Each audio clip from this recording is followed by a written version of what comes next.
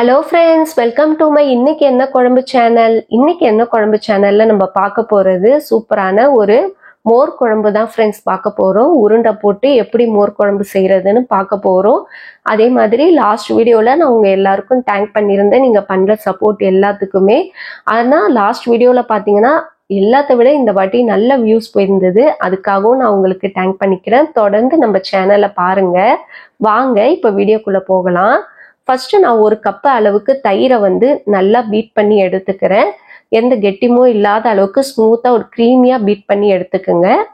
இப்போ ஒரு cup தயிருக்கு 2 cup அளவுக்கு தண்ணி ஆட் பண்ணிக்கோங்க. உங்களுக்கு மோர் குழம்பு எந்த அளவுக்கு தண்ணி வேணுமோ அதுக்கேற்ற மாதிரி நீங்க ஆட் பண்ணிக்கலாம். ஒரு கப்புக்கு 2 கப்புக்கு சரியா இருக்கும். அதை ஆட் பண்ணிட்டு நல்லா பீட் பண்ணிக்கோங்க. அதுக்கப்புறமா அது கூடவே ஒரு 1/4 டீஸ்பூன் அளவுக்கு மஞ்சள் தூளும் தேவையான அளவுக்கு உப்பும் சேர்த்து இதை அப்படியே தனியா எடுத்து வச்சிடலாம். இப்போ ஒரு தவா எடுத்துக்குங்க. இதுல 1 டீஸ்பூன் அளவுக்கு பருப்பு ஆட் பண்ணிக்கோங்க. அது கூடவே 1 டீஸ்பூன் அளவுக்கு அரிசி, பச்சரிசியா இருந்தாலும் பரவாயில்ல, சாதாரண சாப்பாட்டு அரிசியா இருந்தாலும் பரவாயில்ல, 1 டீஸ்பூன் ஆட் பண்ணிக்கோங்க. அது கூடவே ஒரு 4 பல்லு பூண்டு ஆட் பண்ணிக்கோங்க. 4 பச்சை மிளகாவும், 1 டீஸ்பூன் அளவுக்கு முழு தனியா, 1 டீஸ்பூன் அளவுக்கு சீரகம் சேர்த்துக்குங்க. ஒரு சின்ன துண்டு அளவுக்கு இஞ்சி ஆட் பண்ணிக்கிட்டு இதை நல்லா வதக்கி விட்டுருங்க. இப்போ மிக்ஸி ஜார்ல 1 கப் அளவுக்கு, ஒரு கைப்பிடி அளவுக்கு தேங்காவை சேர்த்து அதை நல்லா முதல் ஓட்டி எடுத்துக்கோங்க. இந்த மாதிரி ஓட்டின பிறகு இப்போ நம்ம ஆற வச்ச ட்ரை ரோஸ்ட் பண்ண மசாலாவையும் சேர்த்துக்கிட்டு இதையும் நல்லா ஒரு பேஸ்டா அரைச்சி தனியா எடுத்து வச்சுக்கோங்க. இப்போ ஒரு கடாயில ஒரு 2 டீஸ்பூன் அளவுக்கு எண்ணெய் ஆட் பண்ணிக்கோங்க. எண்ணெய் சேர்த்துட்டு இப்போ நம்ம அரைச்ச மசாலாவையும் இதுல ஆட் பண்ணிடலாம். அந்த பேஸ்ட் ஆட் பண்ணிட்டு மிக்ஸ் பண்ணி விட்டுருங்க. இது கூடவே ஒரு 1/2 கப் அளவுக்கு தண்ணியை சேர்த்து இது நல்லா பாயில் ஆகணும். ஒரு 5 நிமிஷத்துக்கு இது நல்லா கொதிக்கணும். அந்த மாதிரி கொதிச்ச பிறகு ஃப்ளேமை ஆஃப் பண்ணிட்டு இது கம்ப்ளீட்டா நல்லா சூடாற விட்டுருங்க. இப்போ இந்த நேரத்துல நம்ம இதுக்கு தேவையான பருப்பு உருண்டையை ரெடி பண்ணிக்கலாம்.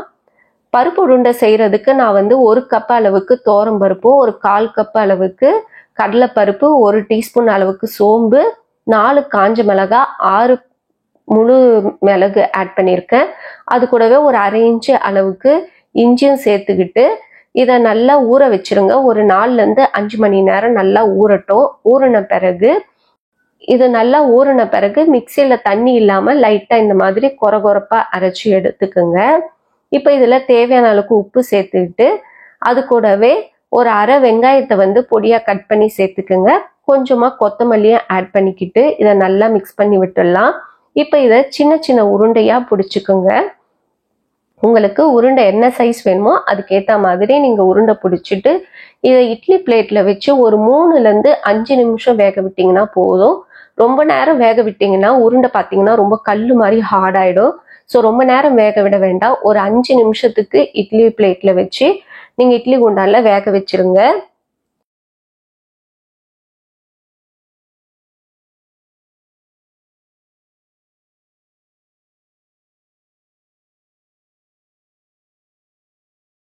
இப்போ கடாயில நம்ம ஆல்ரெடி மசாலா போட்டு கொதிக்க வச்சிருந்தது நல்லா சூடு ஆறிச்சு. இப்போ நம்ம ஏற்கனவே கரைச்சி வச்சிருக்கோம்ல மோர், மஞ்சள் தூள், உப்பு போட்டு அதை இதுல ஆட் பண்ணி மிக்ஸ் பண்ணி விட்டுருங்க. இப்போ நான் கேஸ் இன்னும் ஆன் பண்ணல.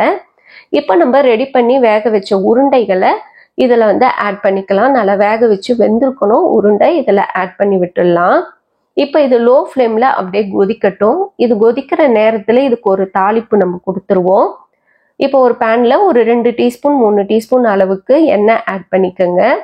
அது கூடவே ஒரு 1/2 டீஸ்பூன் அளவுக்கு கடுகு, 1/2 டீஸ்பூன் உளுந்து சேர்த்துக்குங்க. 4 காஞ்ச மிளகாவை கிள்ளி ஆட் பண்ணிக்கோங்க. அது கூடவே கொஞ்சமா இஞ்சியும் பூண்டும் பொடியா கட் பண்ணி ஆட் பண்ணிக்கோங்க. பெருங்காயத்தூள் ஆட் பண்ணிக்கோங்க 1 டீஸ்பூன் அளவுக்கு. இது கூடவே கொஞ்சமா கருவேப்பிலையும் சேர்த்துட்டு இதை நல்லா வதக்கி விட்டுடலாம்.